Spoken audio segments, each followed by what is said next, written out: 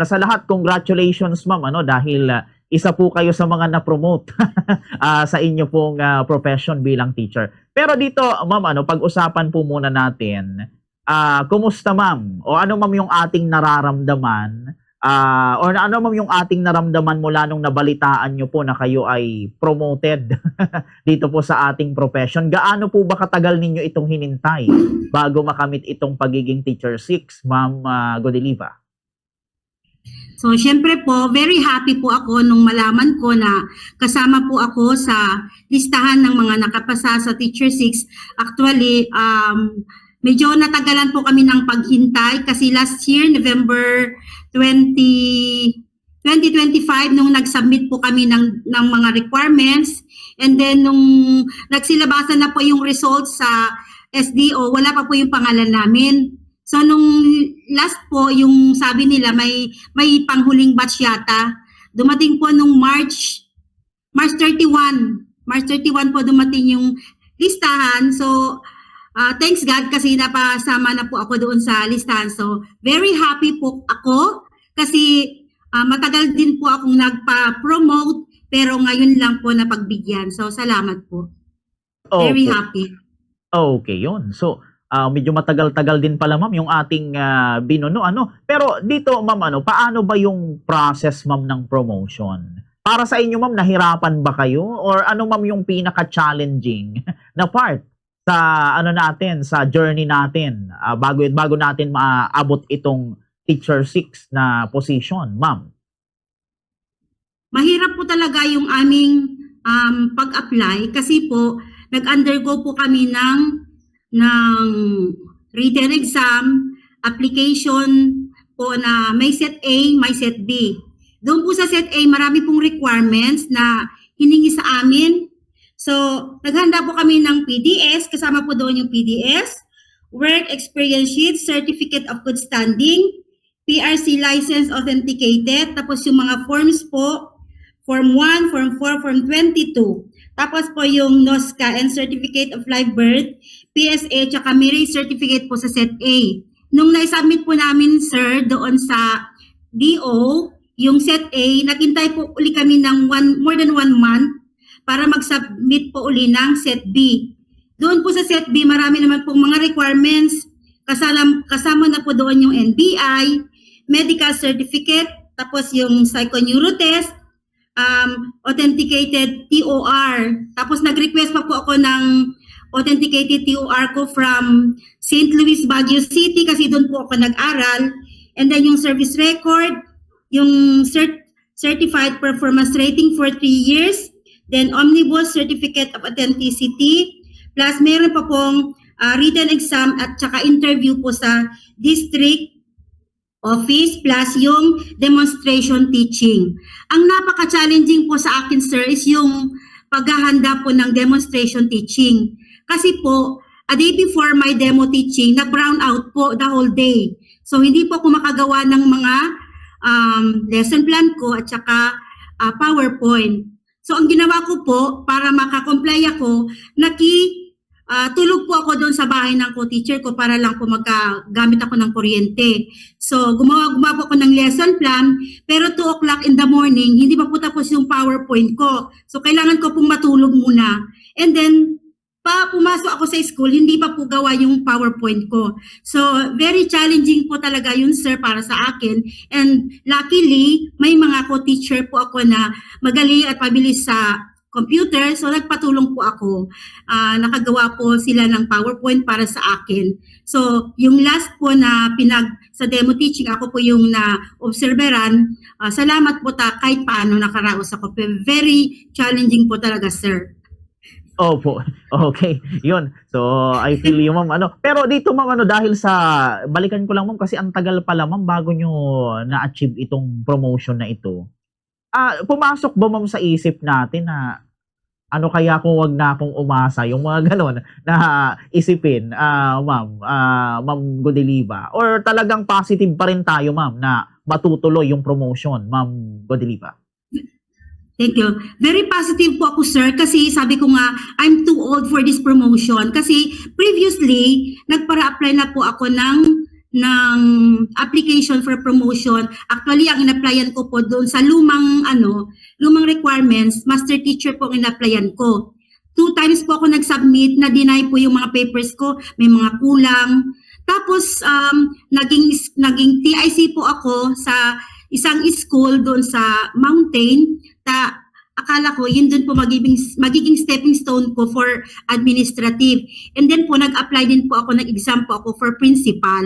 Tapos, unluckily, hindi po ako nakapal sa principal. So, sabi ko baka hindi ito ang ni Lord sa akin. So, babalik na lang po ako sa classroom teacher. So, madaling sabi, bumalik po ako sa classroom teacher. At saka, ang nangyari po kasi sir, parang nung nakaraan din po, parang nawalan na rin po ako ng gana sir. Kaya lang, nung nag-open po itong Teacher 6, parang nabigyan po ako ng lakas loob. Sabi ko, kakayanin ko to kasi kailangan ko ng mas malaking sahod po sir, sa totoo lang. Kasi very minimal, ang dami ko kasing loan sir, kaya kailangan ko tumaas ang sweldo ko. So nagpursige po ako sir. Alam ko pong marami kong challenges, pero pursigido po ako sir hanggang sa pinaka last po na pag-submit namin dun sa mga requirements. May sabi nga na hindi daw kami makakasama kasi ganito. Kaya umiyak po ako sir. Sabi ko hindi. Sana nagsabi sila noon na kung hindi kami makakasama, sana naglagay sila na meron silang cut-off lang doon sa magpapasa. Pero in-encourage kami sir na mag-submit. So, yun po ang naging turning point ko na sabi ko kailangan kong ipasa ito kasi kailangan importante po ito para sa akin. Opo, yun. So, very well said, ma'am. Pero dito, ma'am, dahil kayo, ma'am, ay teacher 6 na, malaman namin, ma'am, ano naman yung bago nyong responsibility? Kasi, syempre, teacher 6. Nung hindi pa kayo teacher 6, ma'am, parang, halimbawa, ganito pa lang yung ginagawa ninyo. Ngayon ba, ma'am, may pagbabago na? Ano naman yung mga hamon sa atin or mga responsibility inaasahan sa atin? Ngayong teacher 6 na tayo, ma'am Godeliva. Actually po, yung sa job description po, as teacher 6, hindi man po nalalayo doon sa teacher 3 position na pinanggalingan ko. Kasi the same class, actually sir, handle ko is grade 2. So may mga changes lang po doon sa ng curriculum kasi from matatag, tapos nagkaroon ng changes po dito sa ilaw program. So may mga pagbabago po, lalong-lalo na po sa paggagawa po ng lesson plan na kailangan pong metikuloso na ihanda talaga yung lesson plan.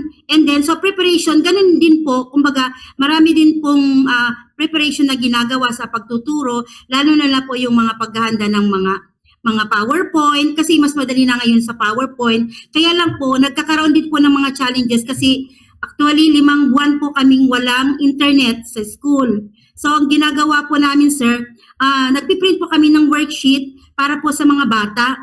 As grade 2, kailangan nila talaga ng worksheet. So, very challenging kasi, sir, everyday, nagpiprint kami ng worksheet para po sa mga bata.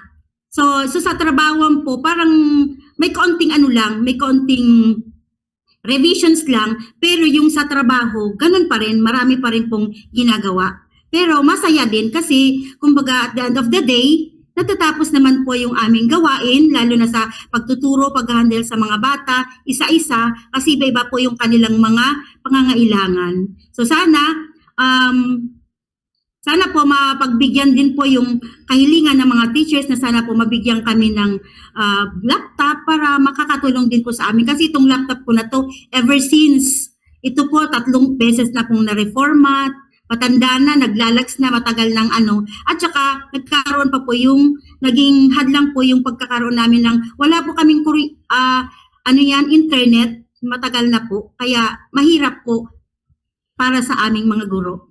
Opo, yun. Ay, balik ako, ma'am, doon sa ito nakatawag kasi sa akin ng pansin, yung sa demo teaching natin, sabi nyo kanina, ma'am, yung nag-brown out, so parang isa yun sa mga struggle natin. Tapos, gumawa tayo ng paraan, nakitulog sa co-teacher para magawa yung atin pong material. Kumusta, ma'am, yung naging outcome? Pwede ba namin malaman kumusta yung naging outcome noon sa actual na demo teaching ninyo? Naging effective ba, ma'am? Kumusta yung comment ng mga jury? Ma'am Godeliva? Actually, sir, very nervous ako that time kasi yun na nga po na sabi ko wala akong PowerPoint and then nasa school na ako. Tapos ako po yung last na magde-demo. So dahil sa tulong ng mga co-teacher ko, nagawa nila ako ng PowerPoint and then ibinigay ko po yung best ko during the demonstration teaching. And then naging positive po ang response sa akin ng mga observer ko. So I'm so thankful kasi God will make a way talaga. Tinulungan niya ako and then naging positive man po. At saka positive po yung response, nagawa ko po ng maayos. So sabi ko, hindi ko po makalimutan yung mga taong tumulong sa akin. Okay, that's okay.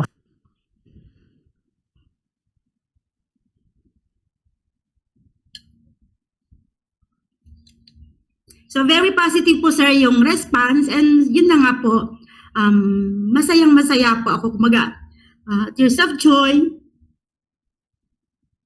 na napagdaanan ko lahat. And this time,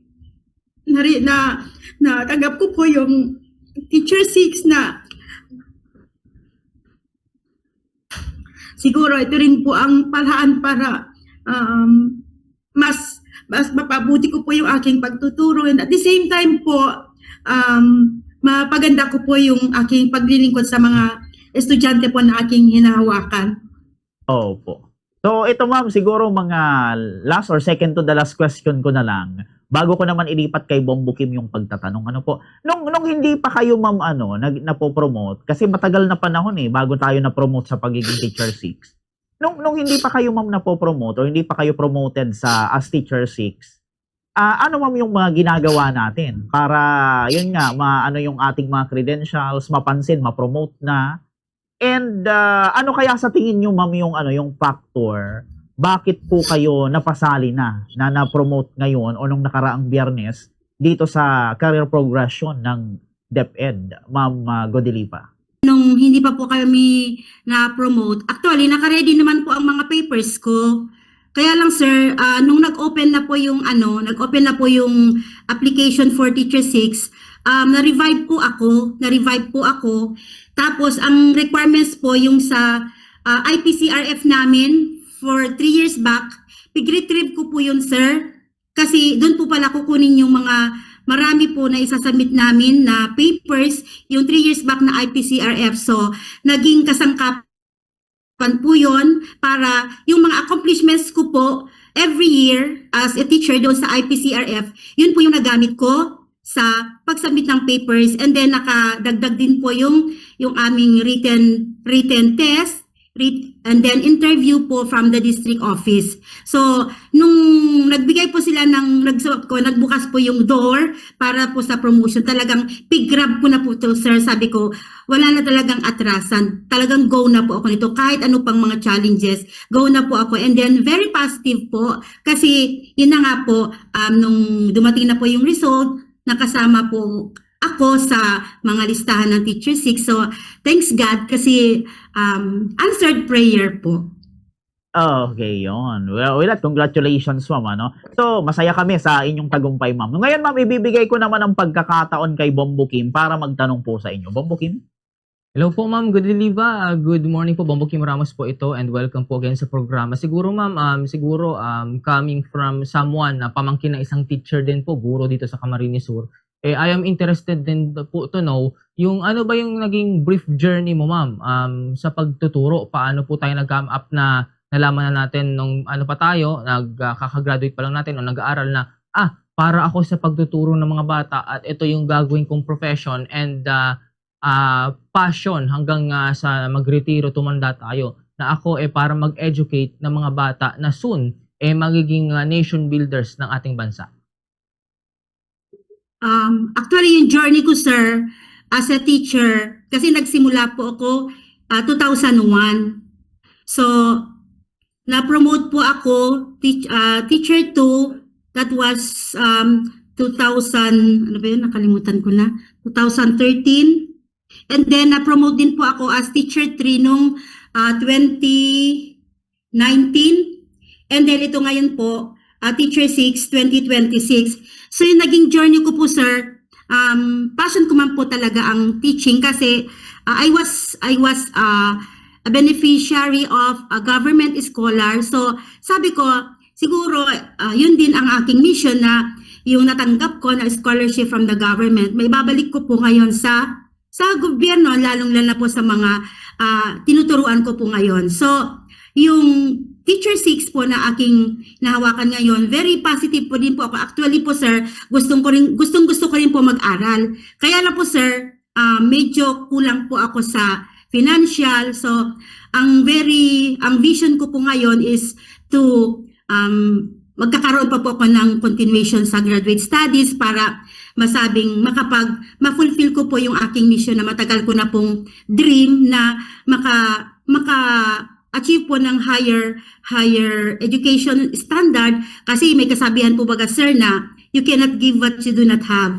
Kung ang mga teacher po ay meron pong mas mataas po na pinag-aralan, halimbawa yung graduate studies, masteral and doctoral. So, ang magbe-benefit po dito yung ating mga mag-aaral. Kasi, ang mga teacher, quality ng teacher, may bibigay po ito sa mga bata. Sila po ang number 1 na makakatanggap ng magandang quality education kasi po may puhunan po si teacher na nasa kanya through education na yun nga ang panawagan ko sana na ang education total ang government ay meron silang sa education sana po bigyan nila ng pagkakataon na scholarship sa mga teachers lalo na po sa masteral and doctoral studies po para po mas mapaganda mas ma-improve po yung aming career as a teacher and then at the same time yung aming mga learners sila po ang tatanggap sa mga natutunan namin pag tumaas po ang aming level of learning. Ma'am, ito siguro na lang po, konting na lang po, question since kumbaga naubos na po pala itong oras ng ating Zoom. Despite the challenges, hamon sa atin na hindi tayo na-promote agad-agad dun po sa mga unang na-apply natin and finally, na-reach natin itong Teacher 6 na level o rango po sa pagtuturo, ano po ba yung secret and siguro mensahe natin sa ating mga co-teachers na despite some kabiguan na ma-reach nga yung in-apply natin, wag silang sumuko para baka someday makuha nila yung ina-applyan nila or if not, kumbaga there is a sense of redirection na may mas maganda pa palang opportunity na ibibigay sa kanila ang pagkakataon.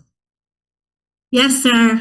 Ang masasabi ko lang po sa mga kapwa ko guro, never stop dreaming. Kasi sabi nga, kapag dumating sa iyo yung opportunity, you have to grab it. And then, passion mo talaga yung teaching, passion mo na matuto. So, pag passion mo kasi yun, sir, yun ang magiging puhunan mo para ma-improve ang sarili mo. So, yung ibang mga co-teacher ko na medyo napanghinaan ng loob, positive thinking lang, sir. Positive kasi, pag positive ka, whatever challenges po na dumating, mapaglalabanan mo at makakayanan mo yan. Basta may positive ka. And then, of course, yung self-motivation. Nandun yung self-motivation, positive thinking, at saka lahat po ng mga challenges, alam ko po yun na part yun ng pag-grow ng isang teacher. Di po ba? So, marami pong salamat, sir.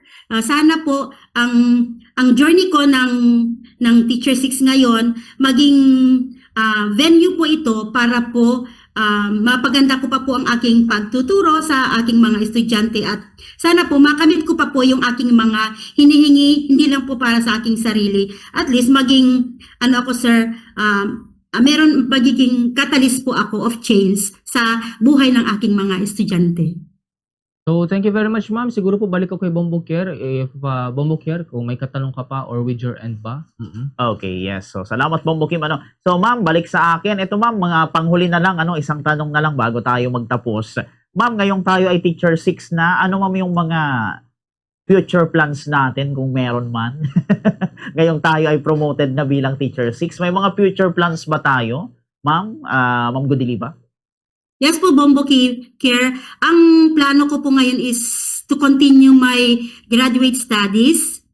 At kapag nakamit ko na po iyon, at least mapag-i-improve ko pa po. Kasi yung confidence ko, mas tataas yung confidence ko kapag nakamit ko po yung pangarap ko talagang makagraduate sa masteral and doctoral. At sana, ang wish ko lang po na sana i-grant ni Lord na makakuha po ako ng scholarship para ma-achieve ko po yung aking dream to finish my masteral and then doctoral degree.